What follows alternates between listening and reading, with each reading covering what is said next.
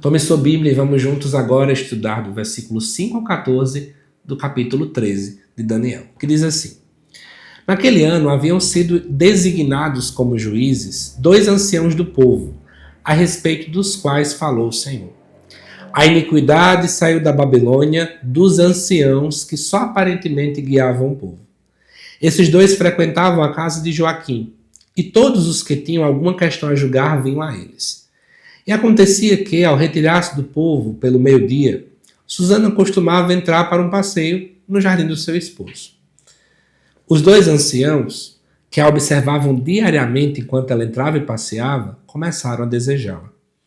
Perverteram assim a sua mente e desviaram seus próprios olhos, de modo a não olharem para o céu e não se lembrarem dos seus justos julgamentos. Ambos ardiam de paixão por causa dela, mas não comunicavam um ao outro o seu tormento. Eles sentiam vergonha de revelar a própria paixão, isto é, o fato de quererem deitar-se com ela. Mas diariamente se escondiam com avidez procurando vê-la. Certa feita disseram um ao outro: Vamos para casa, pois é hora do almoço. De fato, saindo, separaram-se. Mas tendo ambos voltado, encontraram-se no mesmo lugar e perguntando um ao outro motivo, confessaram a própria paixão. Então, de comum acordo, combinaram o momento em que podiam surpreendê-la sozinha. 2 anciãos, né? Para quem não sabe, os anciãos naquele momento, sim, eram pessoas mais experientes, mas acima de tudo eles tinham uma função de juízes dentro da comunidade judaica lá na Babilônia. Eram pessoas que, por terem mais tempo de caminhada, poderiam ter um certo crivo de discernimento muito mais coerente do que quem estivesse ali praticamente iniciando na caminhada. E, segundo a tradição do povo de Deus, os anciãos eram responsáveis por administrar a justiça, em resumo. Eram eles que diziam que estava certo e errado, mas também interpretar a lei. Então, quer entender a lei, procure um ancião.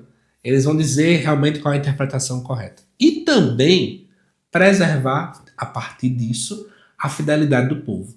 Eram eles que deveriam fazer com que o povo não se perdesse de modo algum. Só que o que a gente está vendo aqui? É uma verdadeira corrupção dos líderes religiosos. Aqueles que deveriam ajudar ao povo estão se corrompendo. E é interessante porque aqui vai falar para a gente, né? A iniquidade saiu da Babilônia, dos anciãos. Ou seja, a decadência moral do povo nasceu exatamente daqueles que precisavam inicialmente conduzir o povo à santidade. E aqui a gente vai, então, analisar a importância, gente, de termos cuidado, especialmente em quem está à frente de alguma coisa. Porque aquele que lidera, ele precisa ser exemplo para os demais. Mas a tentação é que aquele que lidera é o primeiro a cair. Aquele que lidera, se não tomar muito cuidado, ele pode ser aquele que seja má influência para todas as pessoas. Continuando, diz o texto também que eles desviaram os olhos do céu. O pecado, na verdade, ele começa com um olhar desordenado. Então nós paramos de olhar para o alto, paramos de olhar para Deus para focar no nosso próprio desejo, no nosso próprio umbigo. Eu quero me satisfazer e não satisfazer o coração de Deus. Mas também é interessante que tudo começou aos poucos, né? A paixão dos 2 começou ali devagar no decorrer dos dias. Então a ideia do pecado que vai evoluindo passo a passo. O pecado, infelizmente, é algo que vai amadurecendo aos poucos, até então chegar a produzir as consequências. Por esse motivo, a gente não pode ficar alimentando o pecado. Porque o pecado, embora ele possa algumas vezes parecer inofensivo para muita gente, mas ele é como uma erva daninha que vai crescendo, vai tomando lugar até que a gente acabe seguindo a vontade do pecado, do mal, do que a vontade de Deus. E uma outra coisa para finalizar também, é importante dizer, não é porque alguém é líder, não é porque alguém é uma autoridade na religião que essa pessoa automaticamente é santa. O que a gente vê no texto é o completo oposto dessa realidade. Por esse motivo, o que eu quero sugerir a vocês, a partir dessa meditação, dos versículos 5 ao 14, é que nós precisamos agora ordenar o nosso olhar para Deus. Cuidado quando o teu olhar ele foca para o teu egoísmo, para você mesmo, para a sua própria vontade, para o seu próprio umbigo.